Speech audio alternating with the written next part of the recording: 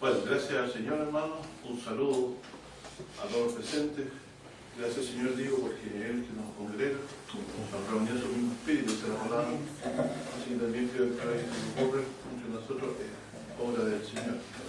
Un domingo en la mañana levantarse con cansancio es solo de que hay gente que ve más allá de lo normal. Así que espero, Señor, que sea de bendición esta reunión y la condenado sobre el espíritu. Bueno, no tenemos mucho propósito más que reforzar en la mente, ¿no?, aquello que nos puede permitir vencer el mundo. Lo único que nos puede permitir vencer el mundo es creer que Jesús es el Hijo de Dios.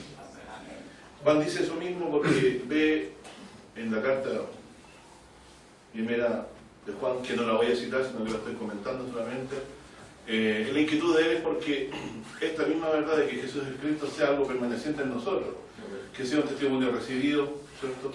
Si los hombres dicen otra cosa, nosotros nos creemos con el testimonio que Dios ha dado a su Hijo, ¿cierto? El testimonio de estos tres se concuerdan en uno. ¿Qué se concuerda respecto de Jesús? Que es el Cristo, el ungido, anunciado en las Escrituras, que primeramente tendría que padecer por nuestros pecados para pagar nuestros pecados, y de segunda vez vendrá también glorioso el Señor, previamente habiendo Dios levantado de la tumba, como está anunciado también en los profetas, sobre todo en Isaías, ¿cierto? Pero Dios, esta promesa es de larga data, ¿cierto? Tenemos que recordar, aunque sea cortito, decir que las promesas hechas a Adán, referente a la simiente que prevalecería sobre la serpiente, dada a Abraham, referente a una simiente que vendría de sus lomos, ¿cierto?, que bendeciría al mundo, y la promesa hecha de Dios a David, de que no faltaría varón que reinara sobre su trono, que terminaría reinando sobre todas las naciones, son una única y misma promesa del Evangelio, de aquella promesa que dice el apóstol Pablo. Así que eso es el compendio de lo que venimos entendiendo nosotros. La promesa del Evangelio está centrada en la manifestación de una sola persona, que es Jesús de Nazaret. Creemos que Dios en él cumplió todo lo que estaba escrito. De hecho, Jesús decía: yo no he venido a rogar a la ley de los profetas, yo le he venido a cumplir. Y también había dicho que las Escrituras daban testimonio de él. Por lo tanto, claramente el Señor Jesús lo veía como el cumplimiento de las profecías de las Escrituras. Y entonces, sobre esa misma perspectiva, nosotros hoy estamos fundados aquí como iglesia para mantener esta idea en la mente, y a través de cualquier exhortación o estudio lograr que este objetivo sea nosotros, que seamos bien buenos conocedores, ¿cierto?, de cómo poder defender y mantener esta verdad limpia entre nosotros, de que Jesús es el Hijo de Dios, de que Él murió por nuestros pecados, que su obra es suficiente, como hemos entendido, para salvarnos, que la obra ha sido hecha una sola vez, de la manera que Dios ya no hace en el nuevo pacto más conmemoración de pecados. No existe esto de juicio investigador. La situación está decidida del hecho que uno ha creído. Por como si también los pecados está decidido del hecho que el Señor envió a su Hijo, los pecados de la humanidad están todos pagados. Solamente de esto se beneficia aquel que ha creído. Pero esta promesa de larga data que decíamos, ¿cierto?, tuvo un efecto en Israel. La existencia de Israel dependía de la manifestación del Mesías. El tiempo de existencia de Israel dependía de la manifestación del Mesías. Vamos a citar para ello un texto muy parecido, ¿cierto?, a otro que recurrimos frecuentemente, pero esta vez en Segunda de Reyes 8:19.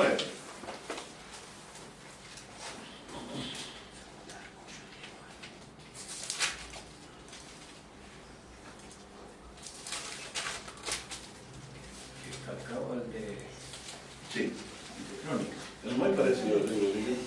Pero estos textos, mis hermanos, tienen que mantenerlos en su corazón, porque imagínense que yo estuviera, me faltara la memoria, aquí los jovencitos debieran, ¿cierto?, ¿qué quiso decir este caballero que estaba hablando arriba?, ¿cierto? ¿Por qué este texto es importante? Si ustedes les pudieran guardar a un niño en el corazón, yo moriría feliz, porque se habría logrado darles a entender de que toda esta historia del Antiguo Testamento tiene un hilo conductor. La manifestación del Mesías era el propósito de las Escrituras. Había una simiente que tendría que aparecer dentro de los hijos de Israel, que anunció a Abraham. Por lo tanto, nosotros tenemos que estar atentos a estas enseñanzas de la Escritura para que podamos ver el real sentido de la existencia de esta historia en Israel. Y aquí en 2 de Reyes, el capítulo 8, verso 19, dice, usted puede leer el contexto, entonces ve también que Israel estaba siendo afligido también por los asirios, ¿cierto? Pero respecto a esto dice Dios,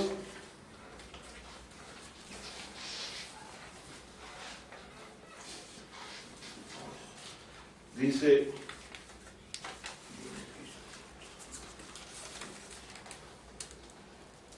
vamos a leer del 16 si gustan, para que podamos tener una buena lectura.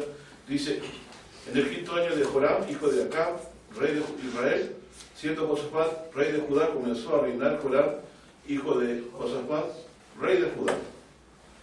De 32 años era cuando comenzó a reinar, y 8 años reinó en Jerusalén. Y anduvo el camino de los, dice, y anduvo los caminos de los reyes de Israel. ¿Qué es el camino de los reyes de Israel? La idolatría, ¿cierto? Adorar a los Baales, porque tenían un templo a Baal. Como hizo la casa de Acab. O sea, terminó contaminando Israel en este periodo también a Judá, ¿cierto? Tal como lo hizo Acab. Acuérdense que de la historia, ¿cierto? Que no hemos leído. Dice, porque una hija de Acab fue su mujer e hizo lo malo en los ojos de Jehová. Con todo eso, a pesar de esta idolatría, la paciencia de Dios estuvo presente, ¿cierto? Lo que dice, con todo eso Jehová no quiso cortar a Judá por amor de David su siervo, como le había prometido darle lámpara de sus hijos perpetuamente. Entonces vemos de que a pesar de merecer la inmediata castigo, juicio de Dios, porque ¿qué dice la Biblia? No tendrás dioses ajenos delante de mí, no tendrás imagen ni ninguna semejanza, hay cosas que te ríen en el cielo, ni abajo en la tierra. Dice, yo castigo la maldad de los padres de los hijos, a pesar de que decía todo esto en las Escrituras, ¿cierto? Que Dios podría haber enviado de inmediato ese día como juicio, a Dios le sobraba motivo y manera y le sobraba poder para poder hacer su juicio. Dios no lo hizo por causa de la promesa hecha a David. Mire qué poderosa es esta promesa. Mire qué fiel es Dios. Porque Dios podría haberse desentendido ahí de Israel y del pueblo de Dios y haberlo dejado tal como pasó con Moisés, cuando Dios le dijo, apártate, que te voy a poner sobre un pueblo más grande, y Dios le dijo, Señor, acuérdate de lo que prometiste a Abraham. ¿Qué cosa? Lo de las estrellas del cielo. Y aquí también es la promesa hecha, Señor, que sabemos que es la misma promesa ya que lo hemos estudiado muchas veces, lo vamos a repetir. Nuevamente vemos que la historia de Israel entonces respira con las narices del ungido de Dios. Es decir, en los días que se cumple esta profecía, Israel deja de tener sentido como nación. Veamos si no es cierto esto. Porque algunos dicen lo contrario. Dicen que Israel es el reloj de Dios. Yo no creo eso. Yo creo que Dios en Israel manifestó al Mesías y el propósito de Israel era contener la simiente que se habría de manifestar para salvarnos. Y esta nación, mientras fue el propósito de Dios, que pasaran tiempos para que se manifestara el Mesías, preservó esta nación, a pesar de haber estado incluso en manos de potencia extranjera exiliados, como los babilonios. Dios los preservó y hizo volver para que se cumpliera esta promesa. Entonces, si Dios no lo destruía, no era porque no se lo merecieron, sino porque Dios prometió a David darle lámpara de sus hijos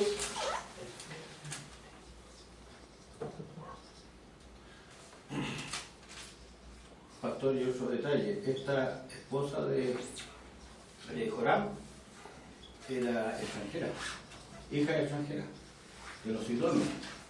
Una vez, sí. Y eso le inclinó el corazón. Claro. Lámpara de sus hijos perpetuamente. ¿Qué es una lámpara? Una luz. Y aquí empieza el gran misterio.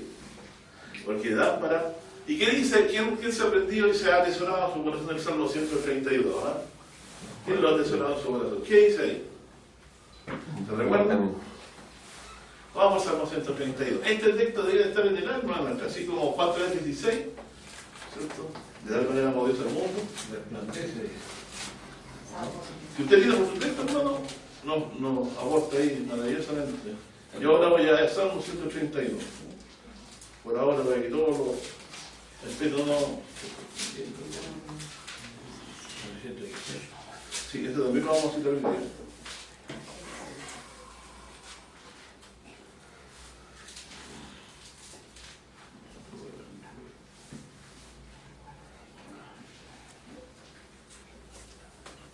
David, por amor de David, quisiera. Abajo, ese texto empieza a anunciar lo que estamos hablando, pero ¿sabe dónde está específicamente? 17. El 17 y 18. No, el cual no sabía. Es 132. 132.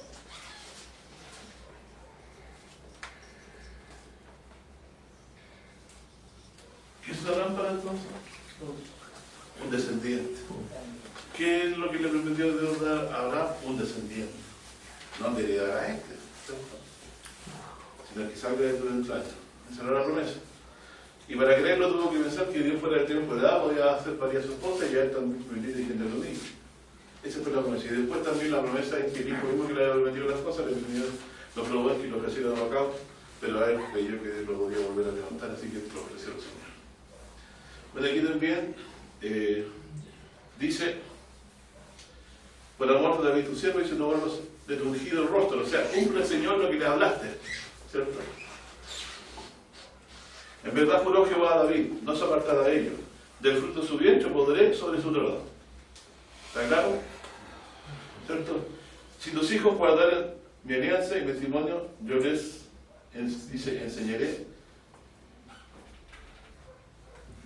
Tus hijos también se sentarán sobre tu trono para siempre.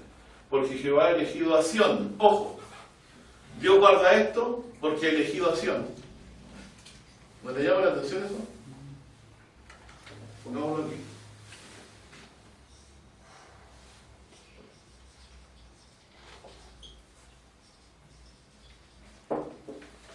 Fíjese que eligió a David, pero David ¿dónde habitó? Habitó en Sion, se le llama la ciudad de David porque él habitó ahí. Dice, porque Dios eligió a Sion, o sea, por cuanto Dios eligió a David, David vivía en Sion, Dios eligió a Sion también. Eso es lo que está diciendo el texto. Dice, y después dice, deseóla por habitación para sí, este es mi reposo para siempre. No olviden esto, habitación.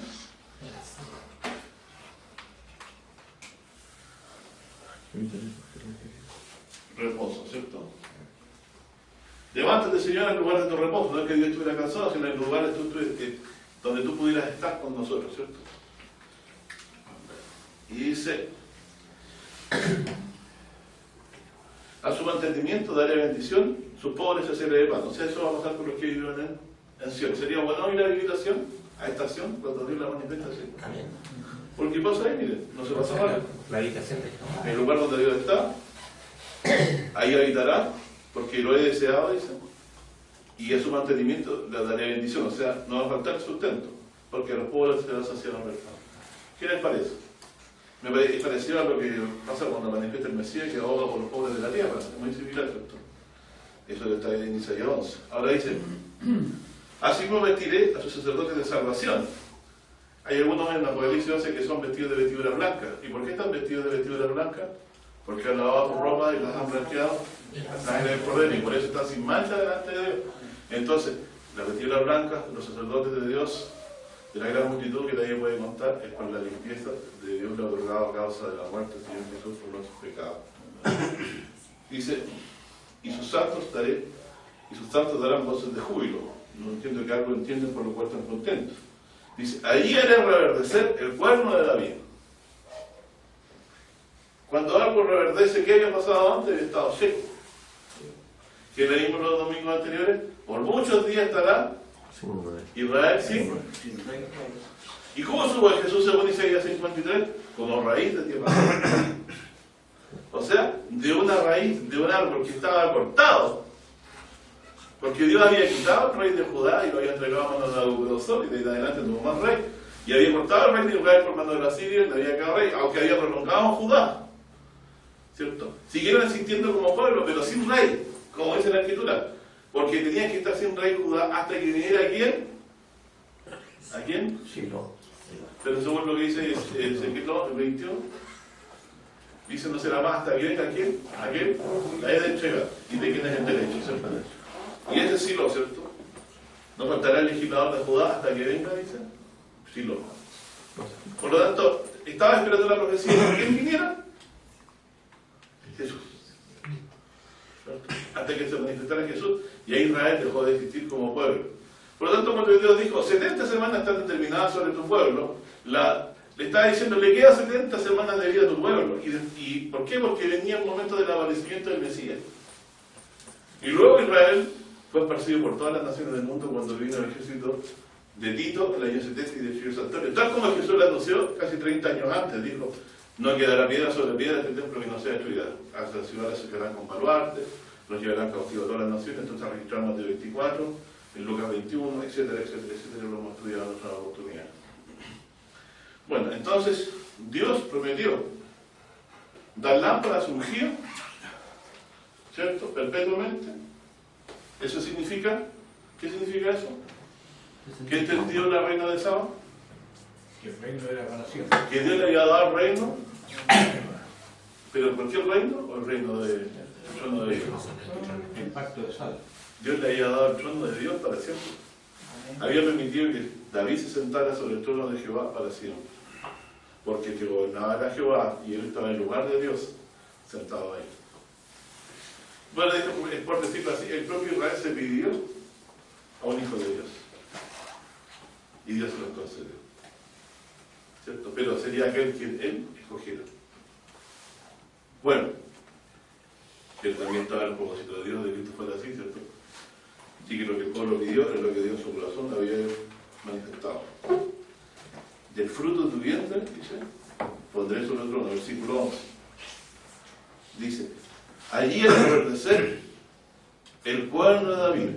Cuando hace reverdecer es que Dios vuelve a poner en efecto su palabra, su promesa. ¿Cierto? He prevenido lámparas ungidas. ¿Cierto? A sus enemigos vestiré de confusión, más sobre él florecerá su corona. Miren, parece que va a reinar. ¿Y cómo aparece nuestro Señor de Jesucristo en los días del tiempo postrero? Hay un Apocalipsis 19, con corona, ¿cierto?, sobre su cabeza, y su nombre escrito, Rey de Reyes y Señor de Señores, cumpliendo la profecía también del Salmo 72, que decía que delante de él se mostrarán todos los reyes de la tierra, o como dice en el 7, le servirán todas las naciones. Está escrito en las Escrituras. Si yo quiero otro fin, ¿cierto?, en las Escrituras, otro propósito en las Escrituras, tengo que usar mi cabecita nomás. Pero si yo la hago obediente por el Espíritu a querer estas cosas, ¿cierto?, o Dios me permite someterme por su Espíritu a estas cosas, dejando de lado mi orgullo personal, tengo que entender que esta es la manera en que Dios tenía propuesto salvar al mundo y manifestar su salvación. No hay otro camino, ¿cierto?, que este que Dios ha armado por sí mismo. Fíjese, podría saber, ¿cierto?, algún príncipe de este mundo estas cosas, no, porque dice que condenando a Jesús la cumplieron. No tenía idea de que estas cosas iban a ser de esta manera. Bueno, sino que por el contrario, pensaban que este rey era un rey más, nomás que se iba a levantar sobre Israel, pero nunca le dieron real importancia al hecho de que reinaría para siempre. El hecho de que reinaría para siempre significa que no va a haber más rey, más que ese. Y de hecho que Dios diga que Él se complace en él, es significativo. Se complació en los otros reyes de Judá, cosa que le da la historia, ¿cierto? No fueron como a Dios le agradaba. No fue como Dios esperaba que fuera. Finalmente, lo que quiero decir, sencillamente, es que, así como vemos aquí, hubo una promesa que mantuvo en vida a la nación. Hoy también es una promesa que nos mantiene a nosotros vivos en esperanza. ¿Cierto? Y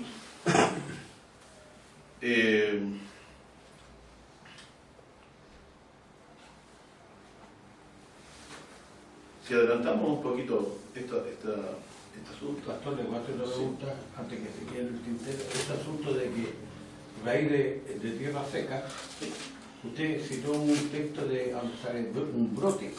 Sí. Entonces da la impresión que sale un plantío de Dios, pero el primer brote, Claro, aquí hay una... Acuérdate que la raíz nos sustenta a nosotros. ya, ¿De quién es esta frase? y bueno, De Pablo, ¿cierto? Está en Romanos, ¿cierto? Hay una raíz, ¿cierto? La oliva fue cortada, ¿cierto? Y le quedaron algunas ramas naturales, ¿cierto? Y Dios puso otras que no eran normales ahí, ¿cierto? Un injerto. Pero si nos olvidamos un poco de esto, y ya lo sabemos, hay una raíz. Lo que le da vida al árbol tarde o temprano es la raíz, ¿cierto? Pero esta raíz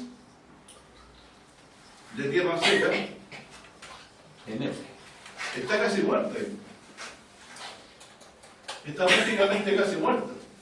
Y de ahí Dios saca un renuevo. ¿Cierto? Un renuevo. Una esperanza para la planta que está moribunda, la raíz de tierra seca. Y eso es lo que dice Isaías, y subirá como raíz de tierra seca. Pero también, ¿cuál es la señal? ¿Te acuerdas que estudiamos de que Jesús era el Mesías? Los sacó de los muertos. Pero antes de no ser resucitado. A Moisés lo desecharon. Ah, Pablo, tiene que ser desechado los hombres. ¿cierto? ¿A quién más? A David. Cuando se le levantó Absalón, ¿qué le pasó al propio pueblo de Judá? Se le rebeló y quedaron muy pocos a favor de David. También Judá desechó a Israel al ungido de Dios. ¿Cierto? Y Jesucristo, nuestro Señor, fue desechado. ¿Y cómo lo desecharon? ¿Cómo lo desecharon? Y ahí donde está el centro de lo que viene a hablar. ¿Cierto?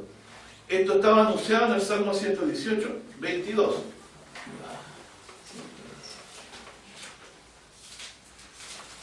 ¿Qué había citado usted? Yo estaba mencionando esta mañana.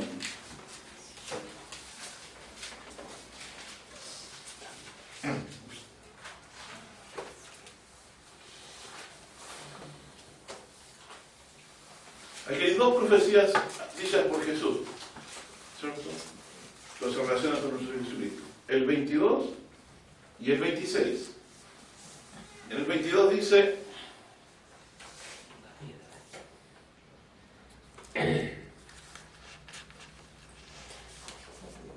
bueno, aquí para los que tienen oído esta puerta de justicia es Jesucristo, ¿cierto? Porque dice, verso 19: abridme las puertas de justicia, entraré por ellas, alabaré a Jehová. Esta puerta de Jehová, por ella entrarán los justos. ¿Se acuerdan que Jesús dijo que yo soy la puerta? ¿Cierto? Entonces el que entiende ahí, abra los ojitos y ve a su Señor como esta puerta de salvación, ¿cierto? Incluso a una iglesia le dice: aquí yo te he dado una puerta abierta. Tengo las llaves de David, dice. Nadie la puede cerrar. Entonces aquí dice: te alabaré, dice, porque me has oído y me fuiste por salvación. O sea, Él le fue por puerta. Jesucristo es hoy nuestra salvación, es nuestra puerta. Y luego dice: la piedra que desecharon los edificadores ha venido a ser cabeza de ángulo, o puerta, si ustedes quieren. ¿Cierto? De parte de Jehová es esto, o sea, Dios es el que hace esto. Es maravilla en nuestros ojos. Este es el día que hizo Jehová, nos gozaremos y alegraremos en él. Oh Jehová, salva ahora, te ruego. Oh Jehová, ruégote, hagas prosperar ahora. ¿Qué prosperar ahora? La salvación. Lo que dice aquí: me fuiste por salvación. Dios, que Dios ponga por cabeza de ángulo esto. De parte de Dios esto, ¿qué cosa? Ponerla, piedra desechada como cabeza de ángulo. Dice, ¿cómo lo hace Dios? Oh Jehová, ruégote, haga prosperar ahora. Bendito el que viene en el nombre de Jehová. ¿Quién es el que viene? La piedra angular. La piedra desechada que Dios ha de poner por cabeza. Entonces dice, desde la casa, dice, bendito el que viene en el nombre de Jehová. Desde la casa de Jehová os bendecimos. Dios es Jehová que nos ha resplandecido, como decía nuestro hermano, ¿cierto? Cuando Dios estaba en paz con ellos, le resplandecía su rostro sobre ellos. Haga resplandecer el Señor tu rostro sobre ti y ponga sobre ti paz. ¿Cómo ha hecho resplandecer Dios el rostro sobre nosotros? ¿Se ha portado benigno para con nosotros? Resplandeciendo su rostro sobre nosotros, levantando al descendiente de David, ¿cierto? Poniéndolo a favor nuestro, para nuestra salvación, como puerta de salvación, como puerta de justicia. Acuérdense que el camino de la palabra y de la promesa de Dios se guarda de justicia, pero también porque Dios es amador de justicia y porque también Dios, ¿cierto?, ha traído ahora la justicia que salva, que es por la fe en Jesucristo. La justicia que es de Dios por la fe, como dice Pablo. Bueno, la piedra desechada de los edificadores fue hecha cabeza del ángulo. Vamos a esta cita, dicha en Lucas 20, del 17 y 18. Entonces dijimos Salmos 18, 22, y por el otro, bendito el que viene, 26.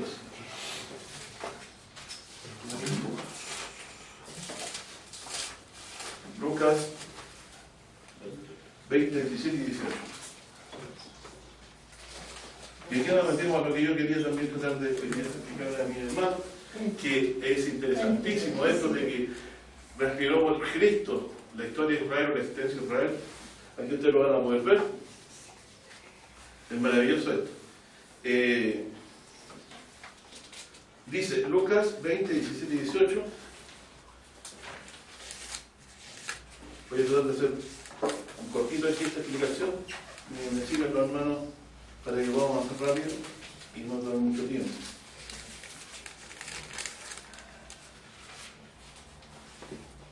Usted sabe la palabra anterior a esta fuerte que da origen de Jesús a esta expresión, ¿cierto? Jesús citó el Salmo 118, ¿cierto? Pero ¿por qué lo citó? Porque antes estaba hablando referente a una parábola, ¿cierto? Jesús estaba enseñando en el templo. Y mire lo que le dice en el verso 19, como comenzó a decir, en el verso capítulo 20, verso 9, dice, y comenzó a decir al pueblo esta parábola. Un hombre plantó una viña, arrendó a los labradores, se soltó por mucho tiempo, y al tiempo envió un siervo a los labradores para que le diesen el fruto de la viña. Malos labradores le hicieron, le hirieron y le enviaron vacío. Volvió a enviar varias veces, ¿cierto? Pero finalmente dice el verso 13, entonces el Señor dijo, ¿qué haré? Enviarle a mi hijo amado. Fíjense la frase, hijo amado. ¿Ya? Quizás con este, dice, cuando a este vieran tendrá respeto. Pero los labradores que dijeron, antes de la mitad del versículo 14 dice, este es el heredero. Venid, matémosle, para que la heredad sea nuestra. Y echaronle fuera de la viña, y mataron, dice, y le mataron. Y le mataron. Entonces Jesús estaba prediciendo ahí lo que le iba a pasar a él. Amén.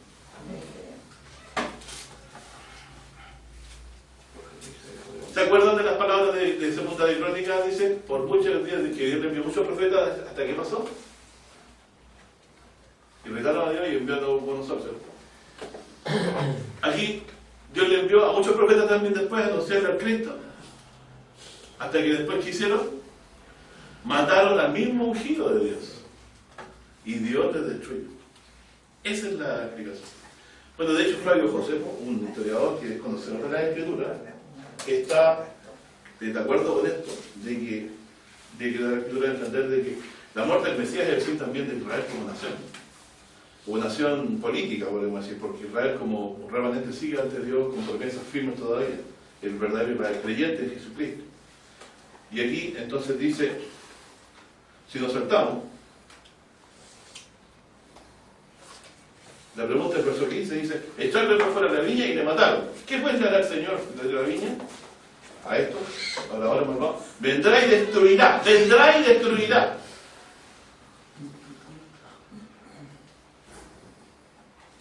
A estos labradores y dará su viña a otros, y como ellos lo oyeron, dijeron, viendo el libro, ¿cierto? Mas él mirando les dice, ¿qué pues es lo que está escrito? La piedra que condenaron los edificadores, fíjense cómo lo traduce en la versión antigua. ¿Cómo lo ha dicho usted? Desecharon. Entonces cuando dicen desecharon, significa que lo mataron.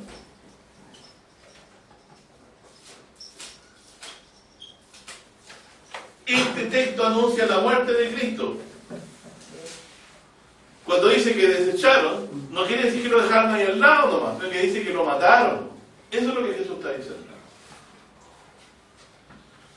La piedra que desecharon los edificadores, esa hecha, ¿qué dice? Casa de esquina. Cabeza de esquina. Y ahora miren, cualquiera que cayere sobre aquella piedra será quebrantado. Más sobre el que la piedra cayere, le desmenuzará. Cualquiera que cayere sobre esta piedra será quebrantado. Más sobre el que cayere, lo desmenuzará. ¿De dónde está esa otra escritura? ¿Está en el 118? Porque Jesús hace una competencia, mira. Toma el 118 y toma el desechamiento. ¿Pero qué dice después? Que esta piedra desmenuzará. Hace dos operaciones. Quebrante y desmenuza. Aquí que desmenuzará a los que le desecharon. Exactamente. Pero eso dice, sobre quien cayó esta piedra, le desmenuzará. ¿No está en el 118? No. Yo lo empecé a leer. Y no encontré. Este texto está referenciado en otras partes más. Lo pueden buscar en Marcos 2.10 y lo pueden leer también. Pero yo quise tomar en Lucas porque es más, tiene un poquito más de sustancia aparentemente. Ya. Pero también, Pablo en Romanos 9.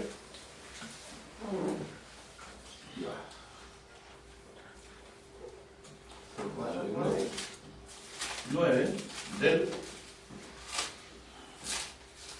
31 al 33.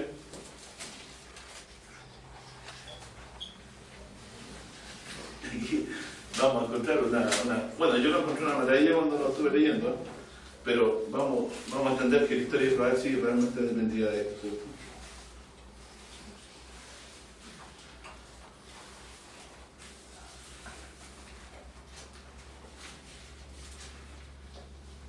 Romanos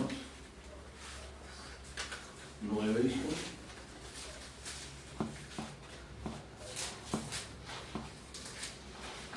Bueno, hablando de la corrupción de Israel, ¿cierto? Que llegó a ser semejante a Sodoma y Gomorra, como dice el versículo 29, y que Pablo declara que los gentiles que estaban dejados de Dios alcanzan la justicia que es por la fe. Mira, Israel que seguía la ley de justicia no alcanzó la justicia. ¿Por qué no alcanzó la justicia? Dice el versículo 32. ¿Por qué? ¿Por qué no alcanzó la justicia? Tropezaron en la piedra. ¿Por qué? Dice porque la seguían no por fe, más como por las obras de la ley. Por lo cual tropezaron en la piedra de tropiezo. La que Dios puso encima. Entonces miren, la ley, ¿cuál es la única forma que la ley pueda hacer salvación para nosotros? La ley de Moisés. No fallar en ningún punto. Seguirla por obras o por fe. Es decir, que la salvación sería por promesa, que Dios cumpliría. Y lo otro sería por obras que hace el hombre. Y de aquí queda claro que ninguno fue justificado por las obras de la ley, ¿cierto? Ni siquiera hecha por el Espíritu de Dios, ninguno. El mejor de los profetas, como David, cometió pecado de homicidio. Si Dios no nos sujeta nuestra propia naturaleza, se estraga nuestras vidas. Pero si sigo por la fe, ya que no puede ser por las obras, me encuentro que tengo que creer en cosas que la profecía anuncia. ¿Y qué anuncia sino? La manifestación del ungido de Jehová como salvador de nuestros pecados y como rey futuro que va a someter a todas las naciones bajo su pies para echar el reino de justicia eterna, el reino de los cielos, como el mismo Jesús anunció. Armado pues entonces el asunto de esta manera, dice que Israel tropezó en la piedra de tropiezo. Jesucristo fue piedra de tropiezo, roca de caída o roca que aplastó a Israel. Porque al desecharlo, se ganaron el juicio de Dios. Dice, ¿qué hará pues el Señor de la viña? Los destruirá. ¿Usted cree que esto se quedó en parábola? ¿Se quedó en parábola? No, señor. Porque aquí dice, porque como le digo, de aquí pongo en Sion, atención a esta frase, piedra de tropiezo. ¿Cómo Dios va a poner en Sion piedra de tropiezo? Y roca de caída, y el que creyera en ella no será avergonzado. El que crea. El que... Entonces, fíjense, la que Dios eligió como habitación, Sion, Dios en ella pone piedra de tropiezo o de ángulo, ¿cierto? Y aquí voy a poner uno de mi cosecha y ustedes me juzgarán piedra pesada. Esas son palabras de Zacarías. Y ahí lo voy a explicar por qué. Tenemos Israel y Dios pone la piedra, la roca, la puerta de salvación dentro de Israel, de Sion. ¿Qué les parece? Salmo 2 no concuerda con eso. Aquí yo pongo mi rey sobre Sion, monte de mi santidad. Es decir, Dios ha traído a su ungido a su monte. Donde gobernaba David, ahí quiso que gobernara a su hijo. Ahí donde estaba la roca de salvación, de Dios siempre atenta, también Dios puso ahí la roca de tropiezo. Dice, y el que en él creyere no será avergonzado. Esto lo dice ¿quién, profeta? ¿De dónde está sacado? ¿De Isaías?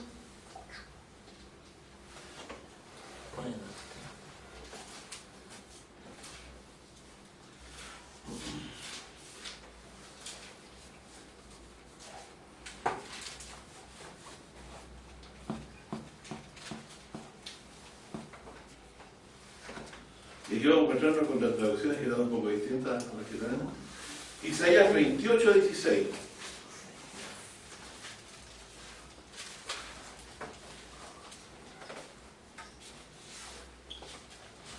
Fundo, dice.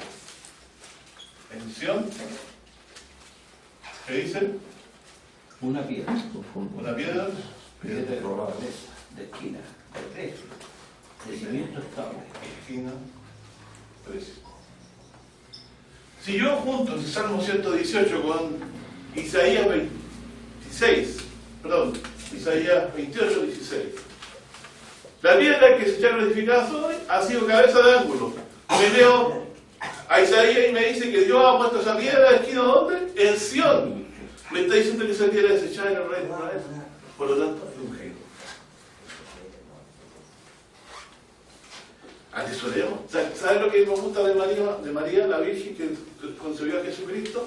Puede ser algo que puede parecer muy católico, pero no lo es. Cuando ella escuchaba estas cosas, ¿las confería dónde? A su corazón. A su corazón. Las cosas que no entendía que se decían de él, igual las guardaba en su alma, ¿cierto? Porque después tiene un momento de entenderla porque Dios las cumple, ¿cierto? Este caso están todas cumplidas ya, pero no vamos a entender después, ya no entendemos ahora. Pero hay que guardarlas en un corazón. Recuerden el receta que les dije. Estamos haciendo esto para vencer el mundo, bueno, estamos fundando en nuestro corazón en que Jesús es nuestro Salvador, que murió por su pecado, el Hijo de Dios, para hacer vencer el mundo. Porque el mundo nos va a decir que esto es una farsa, y si usted no se edifica sobre esto, se lo van a robar del alma. Así que atento a los corazones. Dijo que esta piedra es un rey. Claro, porque dice, fíjese que Dios la eligió por habitación y por reposo, ¿cierto? Pero pone a la piedra angular, preciosa y escogida ahí. Y además el Salmo dice, yo pongo mi rey sobre Sion, no es una coincidencia. Yo he puesto mi rey sobre Sion, pero aquí la piedra de tropiezo y de caída para otro, yo la fundo ahora en Sion. Y roca es una roca de salvación, de confianza. ¿No se nos empieza a alegrar un poco el corazón con esto? Parece que estamos por buen camino, ¿cierto? Parece que Dios está resplandeciendo nuestros corazones en la faz de Jesús. Bueno, entonces, pero yo me voy a detener en lo que dijo en Lucas 17, 18, que sobre quien cayere esta roca le desmenuzará. ¿cierto? Primero yo tropiezo por incredulidad a la palabra, porque dice que Jesús vino para que los que no ven, vean, y los que ven, sean cegados. O sea que eso es una labor también contraria, porque el que no le cree y le desecha es condenado. Dios nos da otra alternativa. Pero sí debemos decir que la fe es un don del Señor, ¿cierto? Él que da la fe en Jesús como Salvador y como Redentor. Bueno, Zacarías 12:3.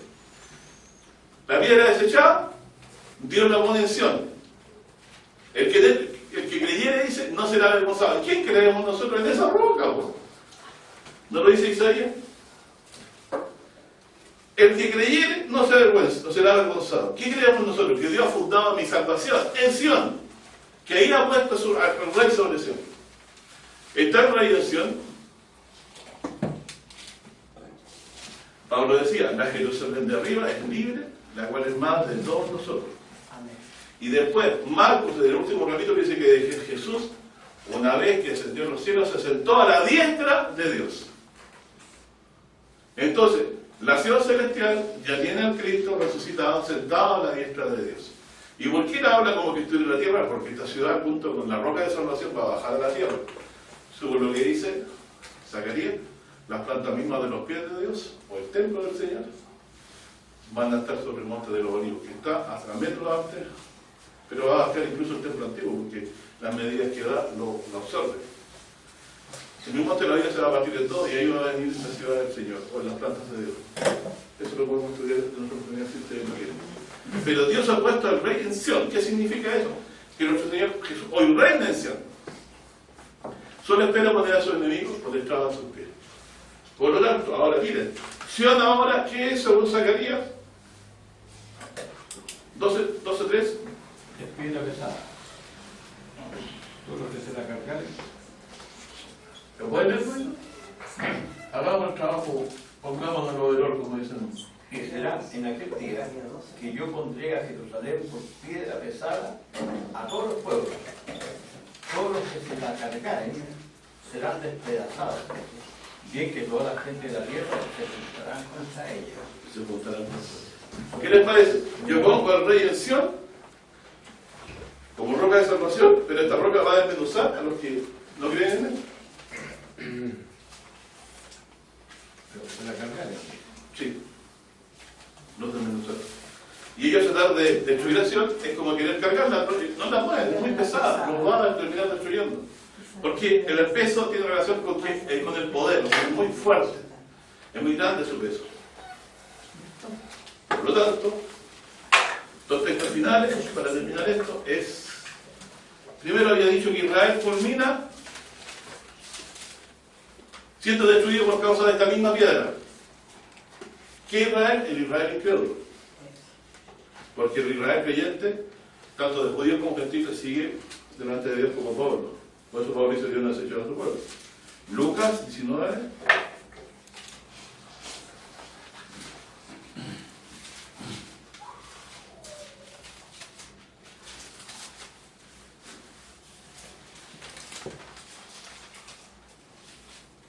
Este texto lo he citado muchas veces yo y cada vez sentí que queda más claro. Lucas 19, del 41 al 44.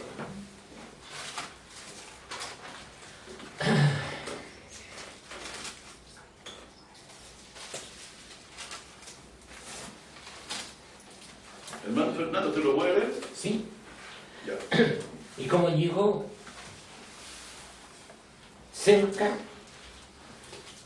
viendo la ciudad, lloró sobre ella, diciendo: oh, si también tú conociste a lo menos en este tu día lo que toca tu paz, más ahora está encubierto de tus ojos, porque vendrán días sobre ti que tus enemigos te cercarán con baluarte y te pondrán cerco, y de todas partes te pondrán en estrecho, y te derribarán a tierra y a tus hijos dentro de ti, y no dejarán sobre ti piedra sobre piedra, por cuanto no conociste el tiempo de tu visitación.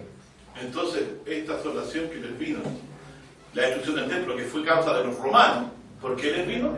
Porque desecharon al dueño de al hijo del dueño de la viña. porque lo mataron, porque lo desecharon. Esta piedra que hizo con ellos, los aplastó. Piedra pesada. Entonces, pero también hay una piedra grande en Daniel escrita. Que golpea la estatua. ¿Se recuerdan, no? Vemos también que, conforme a esta misma enseñanza, nuestro Dios en el libro de Daniel hace mención, en el capítulo 2, versículo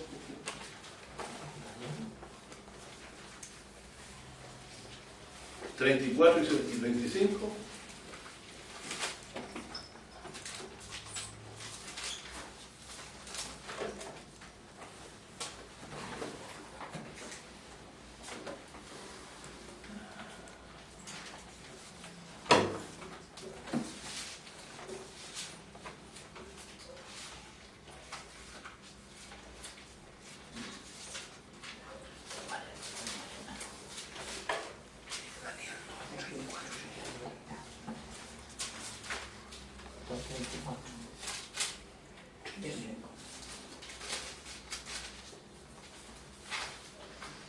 y 35 y 45. Hermano Ale, si usted puede leerlo, lo agradecería mucho. Claro, 34, 35 y saltado 45.